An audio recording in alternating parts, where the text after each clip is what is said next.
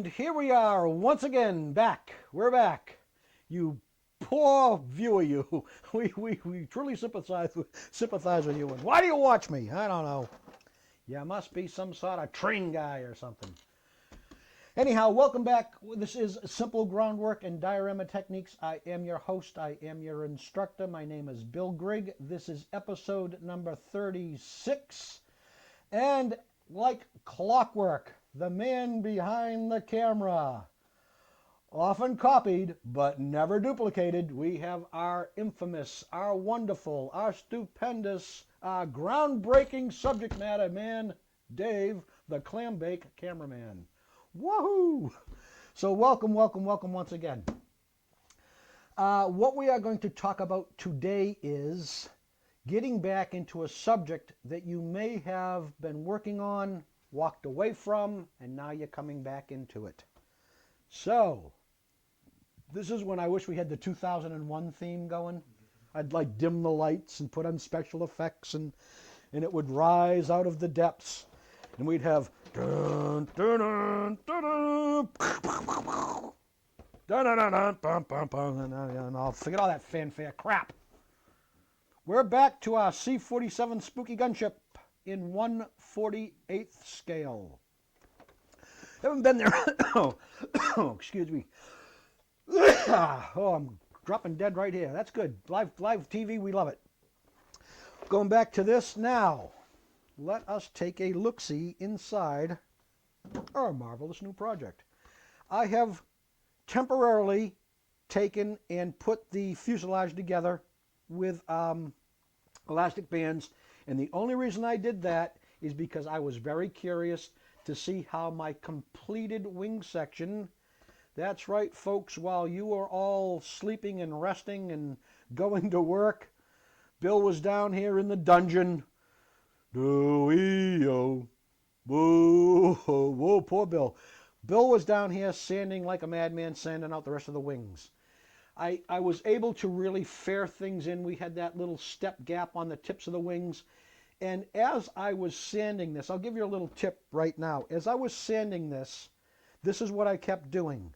I'd look at my wing shape here, my wing line, because as I was sanding down, I do not want to create a dip or a flat spot by sanding too much in one spot or too much in one direction. Remember I told you, try to avoid sanding this way on your seams and keep it going that way on your seams because you're able to keep the shape, whereas here you might create a flat spot. So that's what I do. And I'll do it just like I'm doing sanding, actual sanding. Of course, I'm getting it wet. I'm doing it wet because I'm up and around 600 now. 600, 500, 600, 400, somewhere there in my automotive gray sandpaper. Not anything wood. Stay away from wood once you get, you know, get up in grit. Don't use any wood sandpaper. So what I'd do is I'd maybe go 1, 2, 3, 4, 5, and I'd give it a look. And 1, 2, 3, 4, 5, and I'd give it a look. Then I'd blend those two areas and give it a look. And I just kept looking, and I became very pleased with my wing shape. I wanted both my wing tips to match. And as you can see, what I do is I just stand back and look. I might even take this just for a better comparison and actually maybe set it down, walk back even further, and just look at those shapes to make sure everything jives. Because if you're like me and you build for contests, one of the things you want to avoid is little tiny little mistakes, because that's where the judges may not pinpoint your mistake, but something doesn't jive. And that's because maybe you got one wingtip that's round and one wingtip that's a little squared off. Or maybe one wing light that you didn't get that hard line between. Remember I took the files and cut the hard line on either side of those wing lights so they'd have a definite shape instead of just this bulbous ball that was there. So, like I said, I finished the wing, and the reason I did this is to see and check my fit. So that's what I'm going to do. Now you can see there's a little tab right here. That fits, that goes in first. So as we take the wing, let me see if I can turn this around. As we take the wing and install the wing, see what I'm doing? I put that in, and wahoo, baby. Now, got to put on some eyes here.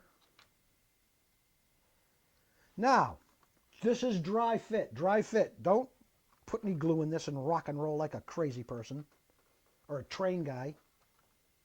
Oh, man. I am vicious to those guys, aren't I? That's all right. They don't mind. That's why they carry big rocks in their knapsacks now. Okay, what I want to do is I want to check this forward fit. I can see a problem right off the bat. Pretty much a good gap going on. You got it, Dave? Let me see. Good gap right here. I'm pointing with my magic pointer. Mm-hmm. See, I got a good potential. There's a potential problem right there. This bottom seam appears to be pretty good, but there is a hole right there. Now see, these are not problems, folks. These are not problems. These are easily fixed problems. I don't know what other word to use, but these are easily fixed. But here's the deal.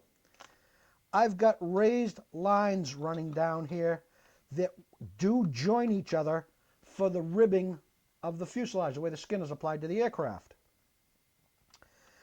What could happen here is because I need to fill in sand, I could delete this detail, but remember when I took the masking tape, guys, and I put the masking tape down before I started doing all my filling and all my sanding to preserve detail?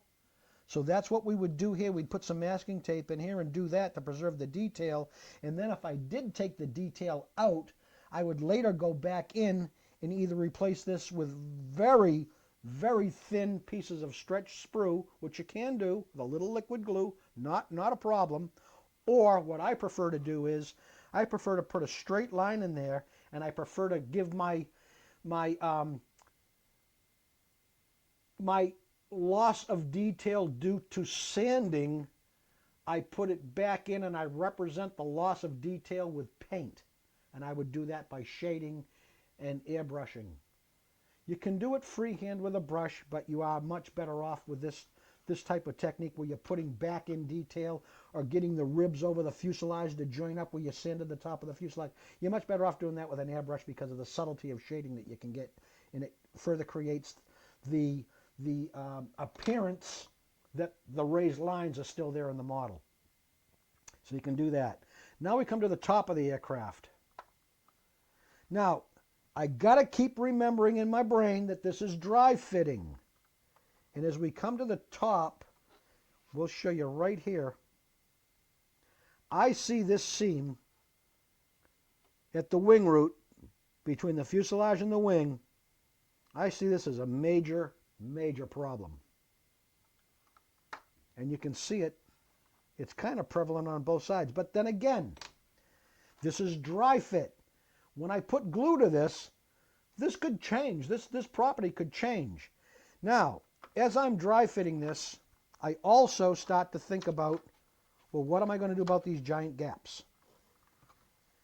This is where I would go to my reference material. I'd take a look at a head-on view of this C-47, and can I take these wings and raise the dihedral of the wing to lessen the gap between the wing root and the fuselage.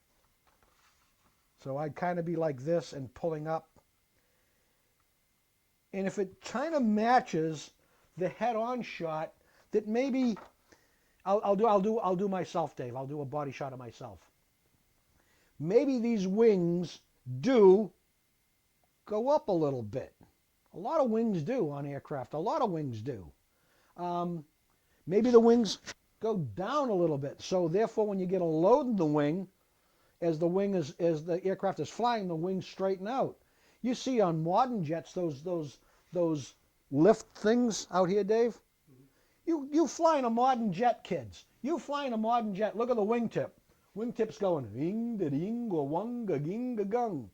They're bouncing up and down all over the place. You're like, oh, what in the hell kind of aircraft am I flying in? But that's today's stuff. So, with that being said, I kind of got an idea of what's going to happen here. Now, let's climb back in the box. Now, as you can see, maybe I can hold this up, Dave, and get the menagerie of the mess that's in here, but I don't think I'm going to because it's probably all going to slide to the bottom of the box on me. But you can see I've done some of the minigun pods. These are the bases for the miniguns. There's your ammo boxes. These are pretty much painted up. Here's my guns that install on them. Those, to me, look to be painted to completion. All this stuff here has got its washes, its dry brushing. These look like these need to be enhanced by dry brushing. As a matter of fact, Dave, give me 1 second here. I'll bring over our blue light. Oh, you know what? We got to get that so it doesn't. Oh yeah, these need some additional work. So I know that now. This is what you do when you're getting back into a project. Where did you stop? Now, the best thing that you could have done for yourself in a project like this, where you know you're walking away from it, the best thing that you could have done, or I could have done personally, is taken and written some notes right on my instruction sheet. In other words, I used, Crazy Timmy's paint, a zinc green of Crazy Timmy's paint on the interior. And then I used, our Rambunctious Bob's red on the highlight pieces on the tops of the flares. And so I make little notes for myself. Still need to enhance minigun pod or things like that. Need to finish wiring the engines. I mean, if you can't figure out you need to finish wiring the engines, go to the Happy Home and grab a all-day sucker and have a grand time for yourself, because you're a nut. Other little things. I've got some instrument clusters here that need to be brought up. Although this is an overhead panel for the pilot, and as you look through the windscreen, this overhead panel will absolutely be non-existent. You won't see it. What does my interior look like? My interior is pretty good, but I still need to mount. I see there's a radio piece here. Oh, look at that. There's another box of flares.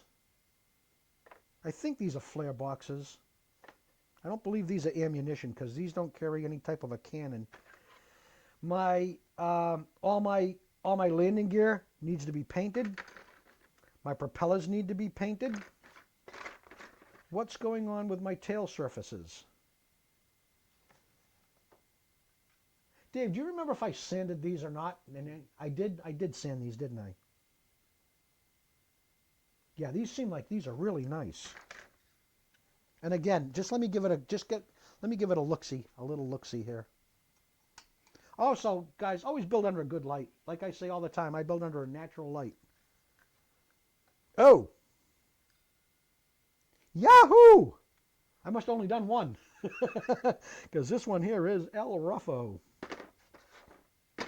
All right, so that's kind of where I am. I get my brain back into my project without writing any notes. And that's where I'm going to go from there. So why don't we do this first? I've been wanting to do this for ages and ages and ages. Yeah. I've been wanting to do this for ages and ages and ages and ages. So let me get this out of my way. I'm just going to put it on the floor here for right now. Nubby, take this, Nubby. We have a guy here now. We have a new crew. His name is Nubby the Gnome. He's only about this tall. Takes care of a lot of stuff here behind there for me. Here you go, Nubby. Atta boy. Just don't let that point of your hat get into the shot. That's okay. Good. Thanks. Good old Nubby the Gnome. All right, now we're doing tires. So It would actually be to my benefit to go and maybe take a couple, look at a couple of C47s with their tires, but I have a standard for tires, how I do my tires. There is a color called rubber. Oh, I did. I blacked it out. Okay. Rubber, rubber, rubber, rubber. I like it.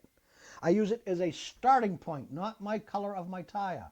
Because you take a look at different tires, aircraft tires can be all kinds of colors. I've seen them actually almost even brown.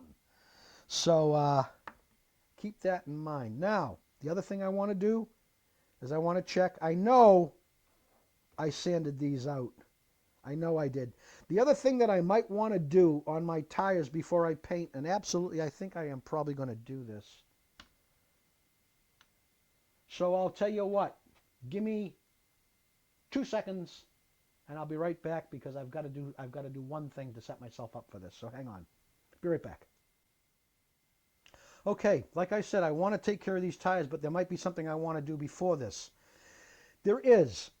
I want to show a little weight to the aircraft.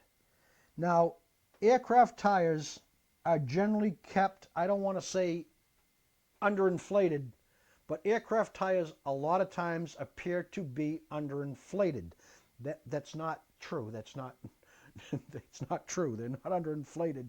It's just the weight of the aircraft sitting, and a lot of times because the aircraft sits that way, it's like driving a four-wheel drive on sand when you go out on the beach and you drive your four wheels. Of course, Clambake knows all about going out on beaches in four wheels. You would let a little bit of air out of your tires to give yourself a bigger signature on the ground. Well, that's the same thing with an aircraft. An aircraft tires appear to be a little underinflated, but they're not. They just get a bigger signature on the ground for their rolls and their takeoffs and things like that. So to replicate that, this is what I'm going to do. This here is a piece of steel wire, and it does happen to fit through my tires. So I put one, I put two. Now, to ensure,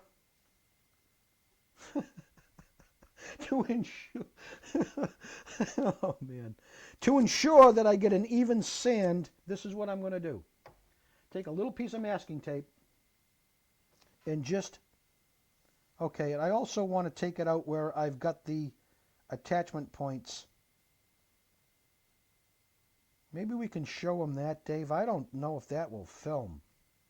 Let's try it anyhow. Go extreme close up, too low, and get right there. And see if you can you see the difference in the color? Barely. Can you? That's where, folks, I cut it from the tree. So instead of me taking and sanding a spot that has a good seam, why don't I sand on the spot that's got a little imperfection in it?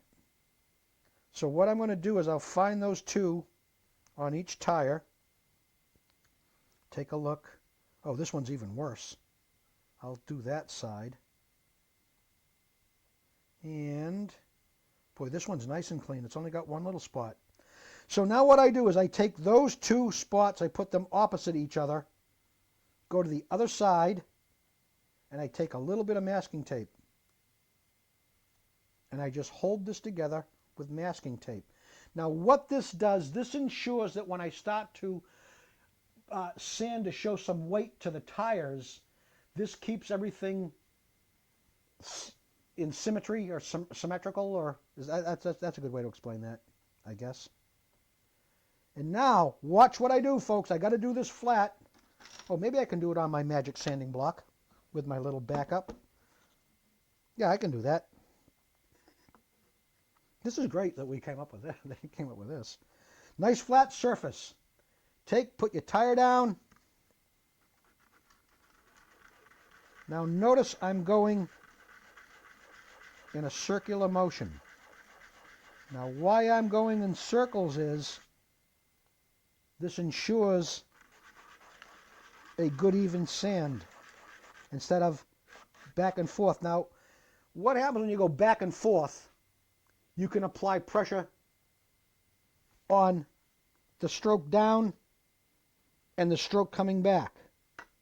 what that might do is that might go on the roundness of the tire and give you an uneven spot here and an uneven spot here. Okay? That's why you don't want to go back and forth a lot. Now also, I just go a little bit and I look. Then I switch directions. See it? I've 180'd my tires. The tape is insured, and I don't know if you can see this or not, but you can actually see, folks, this tire is getting sanded way more aggressively than that tire is. Can you see that, Dave, or is that not filming? You can see that? So now that I've changed, my pressure when I sand changes.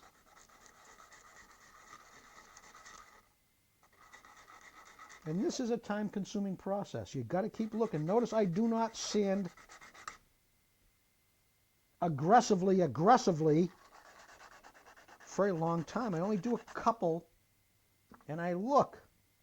Also, the tape is not going to hold it like it's glued.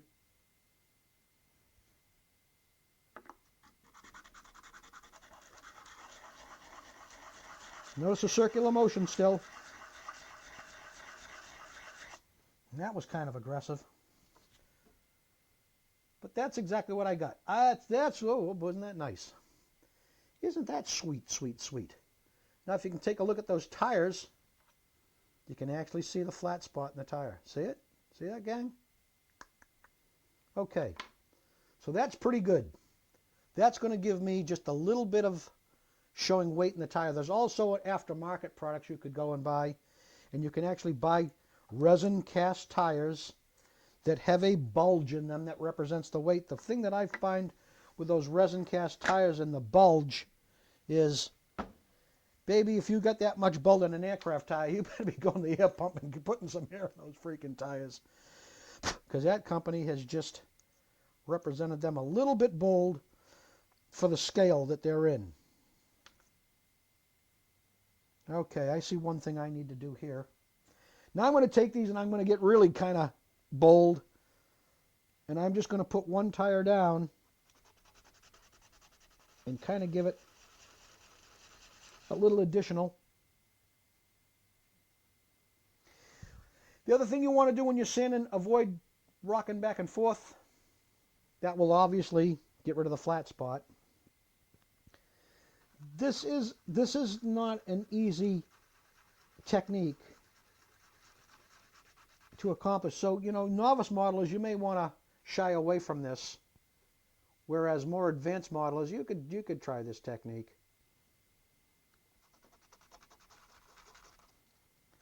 And now, of course, you want to keep checking your two tires together,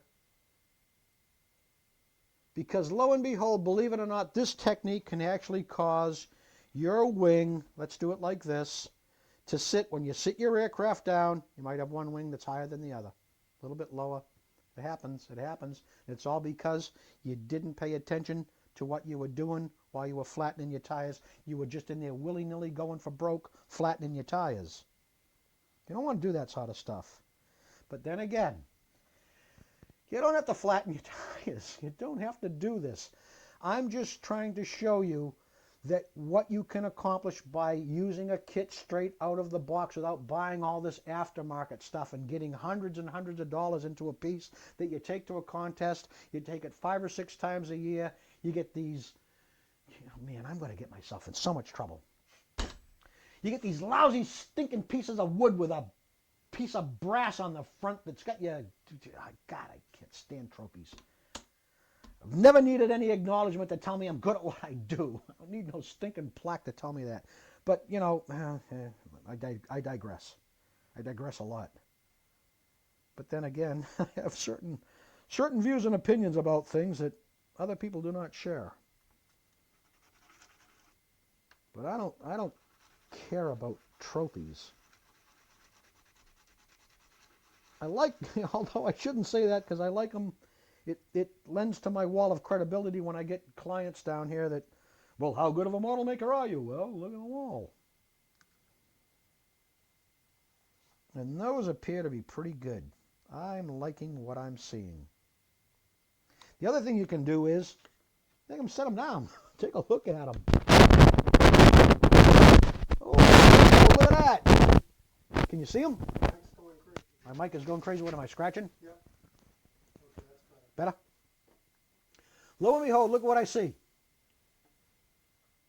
I know for a fact those tires are good. They both have the same height. And they can actually stand on their own. They can actually stand on their own. So I know I've accomplished what I've set out to do. Okay, now let's paint. Let us paint. I've already completed the wheel hub. I've painted it aluminum, washed it with a black oil wash, which looks real nice. Looks real nice. Now, I want a little additional detail on that hub. So, toothpick through the hub. That's just so I can hold it. A little aluminum. Non-absorbent surface, as usual. I really shouldn't have to explain this stuff at this point to my students now. Here we go. Here it is.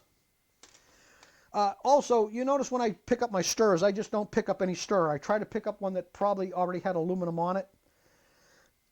You know, like I always say about paints, I'm worried about cross-contamination. Also, I don't know if this stirrer actually had any paint thinner on it. So I could be contaminating this. You know, that's why I say it might be a good idea every single time you do this to use a new stirrer.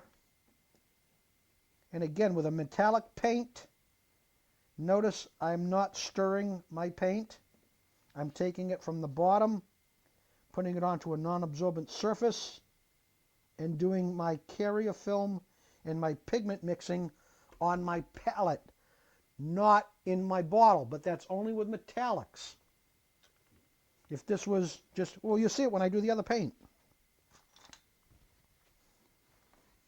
Little PBM. Haven't said that in a while. A little PBM. I had a buddy from mine over here the other day from down in Bourne. And the last thing he said, he was walking out of the studio, he goes, "Don't forget your PBM," which I thought was kind of funny. That was kind of amusing. All right, now we're going to get a little dry brush, a little DB, and I will use, not that sucker. You on the brushes, Dave? Come over for my brush selection here. That's a little bit, that's, ooh, what's this? Nope. Here we go. Here we go. That's fairly tight. Okay. I want something with, remember, when we dry brush, you want something with a little resistance, not that flapping in the wind stuff. Load the brush onto the paper. Now, metallics also go a long, long, long way. So you can put them in, oh, isn't that nice? I don't care if I'm getting metallic onto the tire or not. I'm putting so little that it makes no difference. And I'm sorry, but I just can't hold, maybe I can. Let me load this again. I don't know if I'm actually going to be able to do this for you and actually see what I'm doing.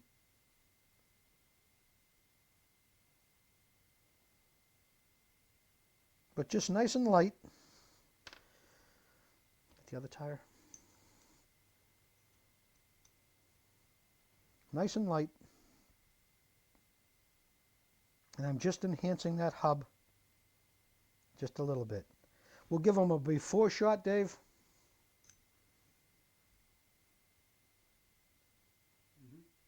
Okay, let me stick this on here. And then we will give them an after shot. Now you notice I didn't even load my brush again. No need to put any paint in that brush.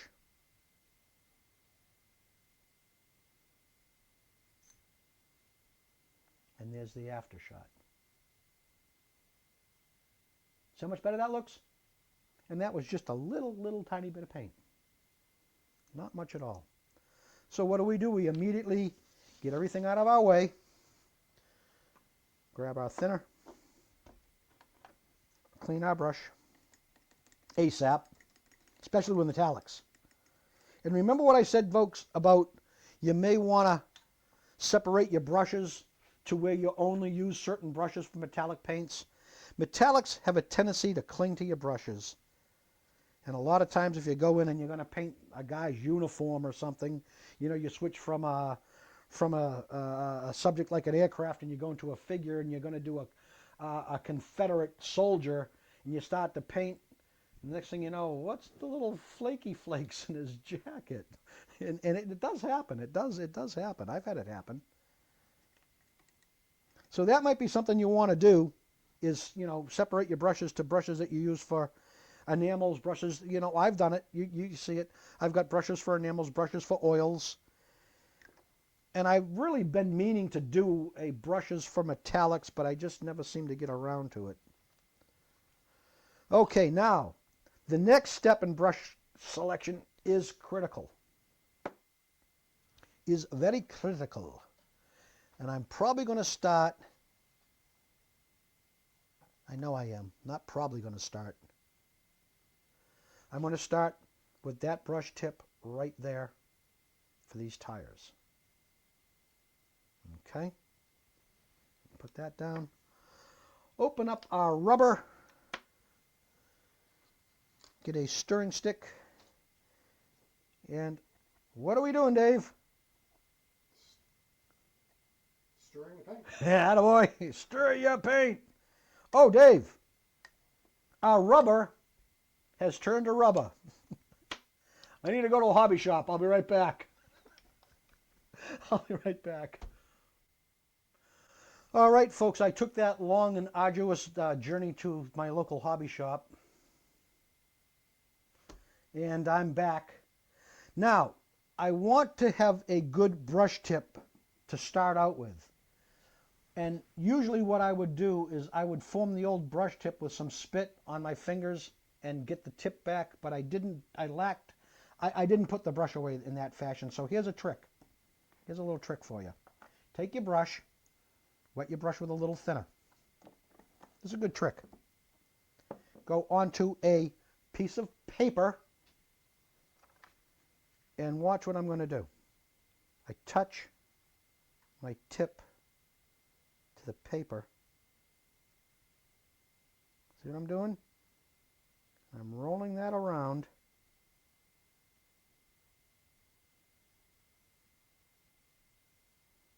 You can see the paper is absorbing the thinner, but it's also allowed me to take and form a good brush tip,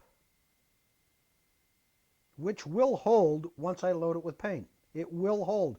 As a matter of fact, it will hold even better once I apply paint to it. Okay, so I'm going to put that down and let that dry a little bit. And I am going to, say it, gang. Say it loud, guys. Stir Your paint. Stir your paint. Stick BBs in there. I'll come over and BB you. Personally. I got your address. I know where you live. You know what you're saying? Martha, we need to build a bunker. Boys coming over. Get the heavy. Get the heavy. Get out the squad automatic.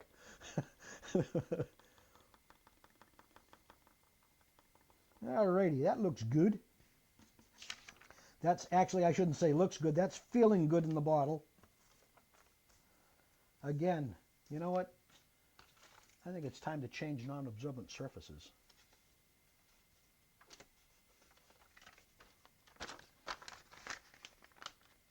If they're a little large, sometimes I take them and just rip them in half. All right, that's better.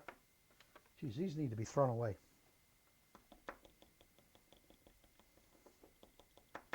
You notice with these square bottles, I am really judiciously grabbing into those corners to make sure I got all the pigment and all the carrier in one consistency. Onto the non-absorbent surface, and down it goes. Over to your paintbrush thing. Un poco PBM. That's for our Spanish-speaking viewers.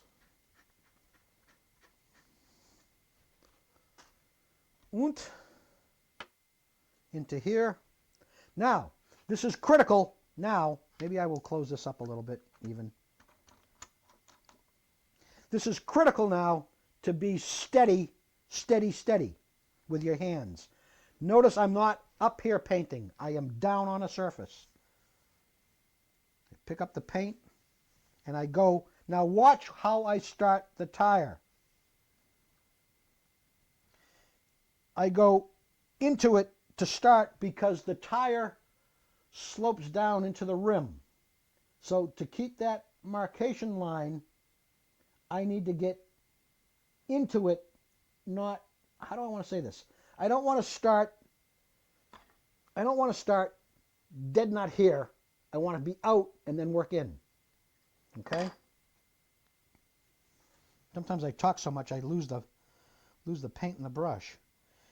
And I'm going to take this real slow. But you notice, look at my arm. Look at my arm. Look at my hands. Look at everything here. Get the whole sweep, Dave. Look at where my arm is. Look at where my hand is.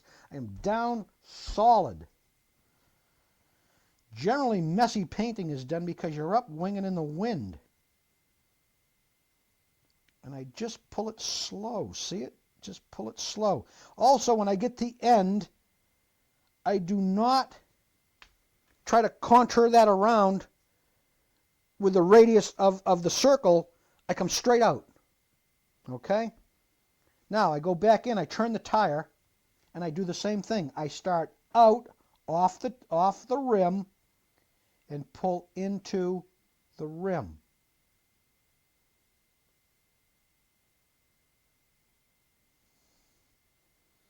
And like I told you before, now, where the two pieces of paints come together, see how I've blended that out? And again, into it. This is a good time too. If you're a little wiggly in your hand, this is a good time too to hold your breath. Believe it or not, hold your breath. It works pretty good. And again, I grab a little additional paint and I blend.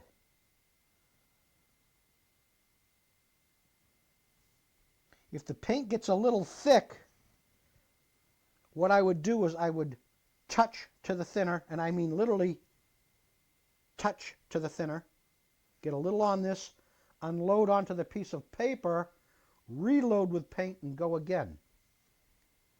But I'm not feeling that drag, and I'm not feeling the pull yet. You notice, see my line coming off my tire? You can see it. Again, I start off and work my way into it. And only a little shorty bit. Again, blending.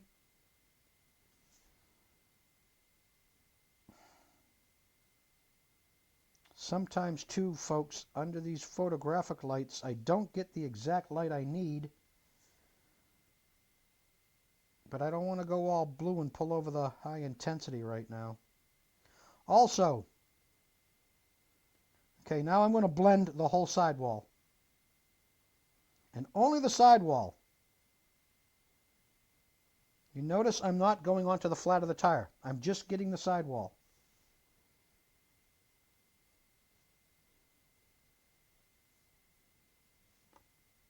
And I'm trying to get this as smooth and even as possible. But it's not necessary because I would use that disruption in the paint when I put a wash on top of this to my advantage for the tire.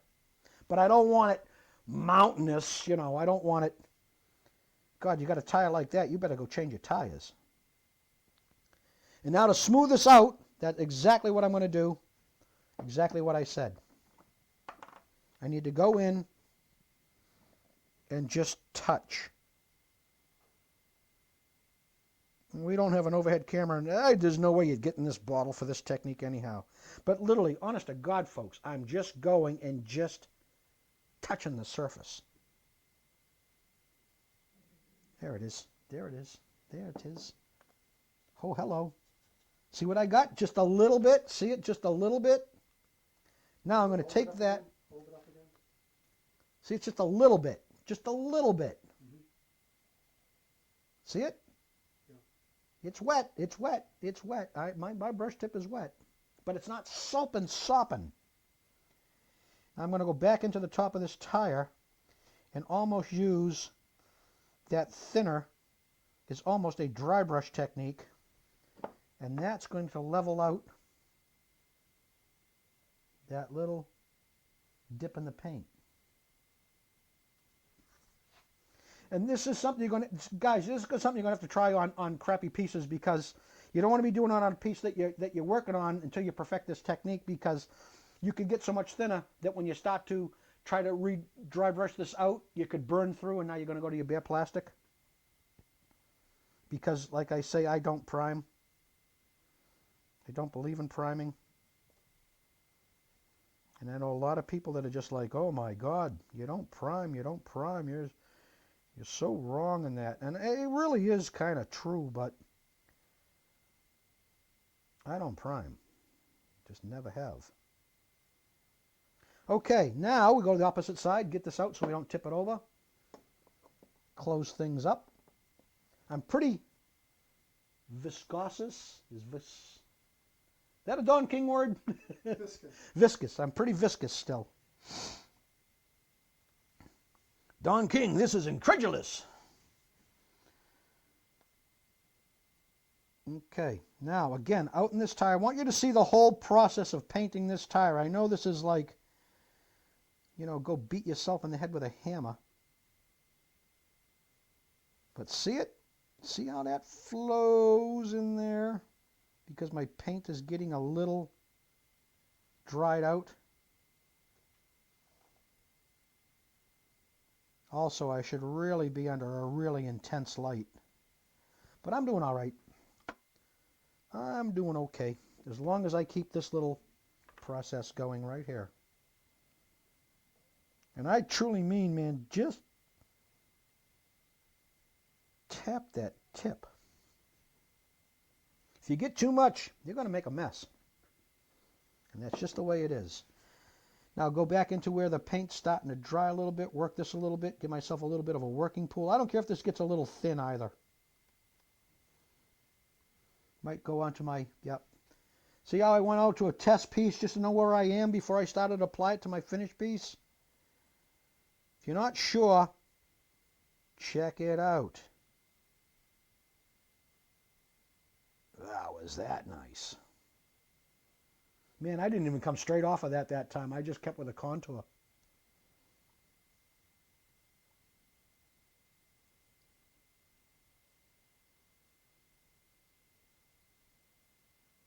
And also, folks, you notice when I paint, I shut up. It's not good to be blah, blah, blah, blah, blah. Even if you got a partner there or something, Telling the children, put down the A-bomb, kids. Don't be playing with the A-bomb. A little more paint, and then we are going to finish our subject.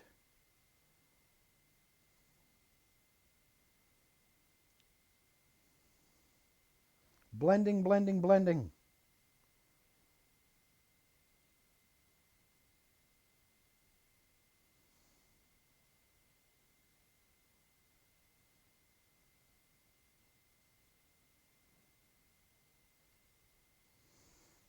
Dave, I want to take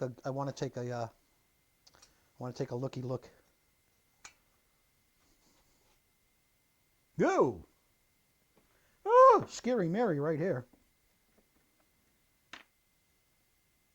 I got a what I'm fixing here, gang, is I'm fixing a glob.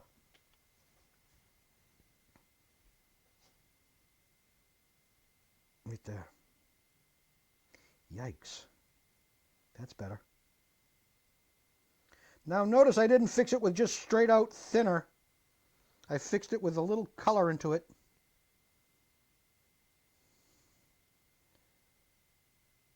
And I know I'm all blue now, but wow.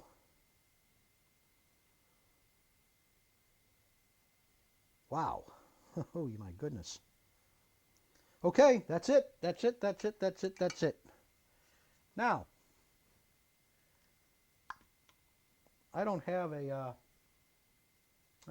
actual paint holder here, so what I'm going to do is this. A couple clothespins. Put that there. And just for safety's sake, I put one here so I can take that and set that down. Okay? Now I'm not going to kill you and paint the other tire. That would just be making you nuts. Again, clean your brush.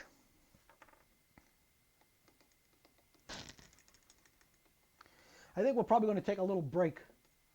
And then I think I'll probably go to that interior and install those other pieces in the interior. Or maybe I will finish those. I know what I'm going to do. We'll see you in a half a second. Okay, now I've pulled out my interior parts. And I'm going to now, remember I remember saying that I wanted to enhance these. So that's what I shall do. Now, because I didn't take notes, I don't have an idea of what I've done for gray, but it's pretty easy to fix because all I need to do now, because I put paint on my cap so I know what color is in my bottle, all I need to do now is just come over here and do a little comparison. Little comparison shopping here. And I don't see anything that I like that's light enough. So what I'm going to do is this. I'm going to take some white. I'm going to take some of this light sea gray. And I will put out my two pools. Wow, my white is getting almost non-existent here, Dave. There's a glob of that. Little dab will do you.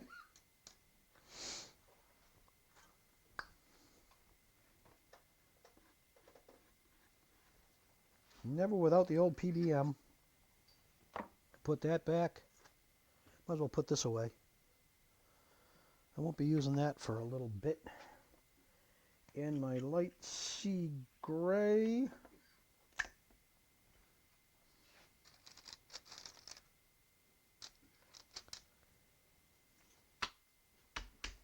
Pop that top back in. Wow. Wow. Obviously, I haven't used this paint in a while. It's like gum. 10 minutes?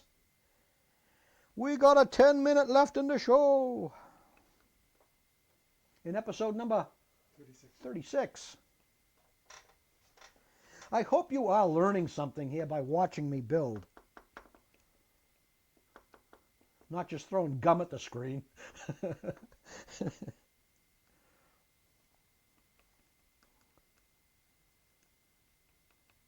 Or tuning in and going, let's watch that special boy.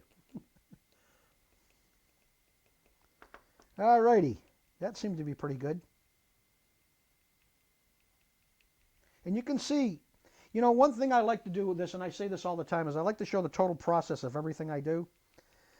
So you get the idea as a model maker, you know, we're not in the this is not a whiz-bang thank you hobby. It just is not. And you can see how long I've been stirring this. And it still feels a little goopy. Sorry for the technical terms, but it does still feel a little goopy. But the goopy's going to work for me when I dry brush. So I don't mind not actually getting this paint to its full liquid consistency. Again, choose a good brush. I just want to form that tip back before I put that back. That goes over here. Und Oh, this is good. This will be good. Show them that brush tip, Dave. That's what I'm choosing to do this with. Now, here's my piece of paper. Here's my non-absorbent surface. Little gray over onto my non-absorbent. Little white onto my non-absorbent. Just kind of messing with the mixture. And now what I will do, before I apply paint to my piece, go to the corner of this piece of paper, put some paint on it.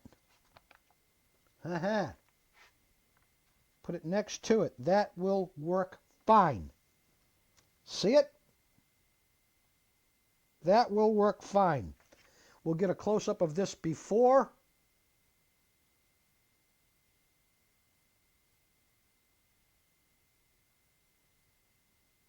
Okay? And we'll get a close-up of this afterwards. Now, again, might as well show them.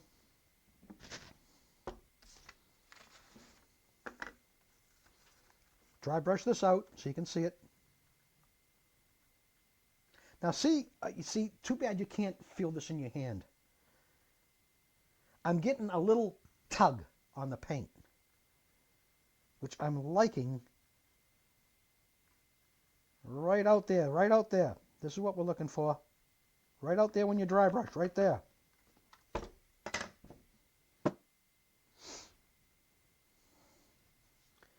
Start where you start on an edge. Don't start on a flat. Don't start on the barrel of this piece. Start out on the edge, so you know where you are paint-wise first off when you start this.